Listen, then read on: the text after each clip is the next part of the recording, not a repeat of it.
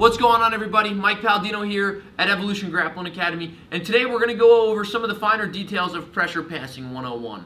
Real quick, to address some pressure passing, or to address pressure passing in general, and very high percentage of guard passes happen from half guard. If you look at Jiu-Jitsu Style magazine, all right, I almost forgot which one it was, but if you look at Jiu-Jitsu Style magazine, Tyler Bishop, BJJ, he's always doing breakdowns of different athletes and different grapplers, their guard passes, where they're from and whatnot.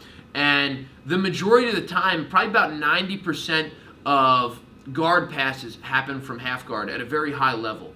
And that's because half guard's kind of an easier guard to get to, all right? So let's go over the details of pressure passing from half guard. So when I get to half guard, the first thing you need to do is I need to keep my chest down low, because if my chest is up high, there's a lot of space for this good half guard player to get his underhook, to get his game going. So I want to keep him down. So my chest stays low, my right arm swims under for the underhook, and my left hand hugs the head. Now, when I do this, I'm going to drop my hips away so he doesn't come underneath and grab my leg. A lot of people make the mistake of when they dive in at someone in half guard, you're going to hook my leg.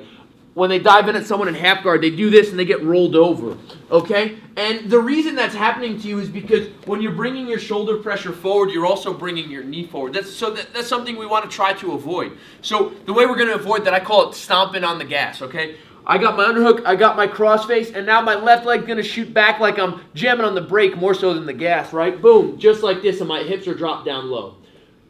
Guys, pay attention to the details here. Notice I'm on the balls of my feet as opposed to the laces of my foot. I can't generate forward motion here on the laces of my left foot. I got to get on the ball of my foot to generate this forward movement. Next is where the shoulder pressure kicks in. So I've got to grab Kiefer with my crossface here. Got to grab him by the lat muscle. And from here, I'm able to drag him in towards me. And notice my left elbow is off of the mat here. Some guys do shoulder pressure and they keep their elbow on the mat like this. So I've got my left foot on the brake. My left hand is going to pull him towards me, and I do what's called a shoulder jab. I pull my jab forward, my left shoulder, and I've got pressure here, just like this. And now that I've got this, what I want to do is pendulum my left leg towards towards my right leg rather, and take my right knee and bring it right through for 3/4 mount. Okay, so I need my crossface. I need to be on the ball of my left foot, and I need to have my left elbow off of the mat. So underhook is the most important. Crossface, grabbing his lat muscle, hitting the brake. I pull him towards me and shoulder jab. See this motion? Like I call it the shoulder jab because I used to see Chael Sonnen doing this from this position. So you pull him in, and it's one consistent shoulder jab, and my hips are low, my hips aren't high, my hips aren't on the mat, my knee's not on the mat. I'm here. Left leg extended, ball of my foot, shoulder jabbing right in Kiefer's carotid artery. My left leg swings over, and I pull my right knee right above sea level. Let's talk about my knees, and let's talk about the concept of sea level, okay? So if the top of Keith's thigh right here is the sea level, my knee's below sea level. To get my knee to slice through his guard, I got to pull my knee above sea level, okay? So got my pressure, I'm here. I pendulum my left leg, my right knee's below sea level. I got to push down on his thigh and bring my knee right above sea level and plant it right to the mat here, okay?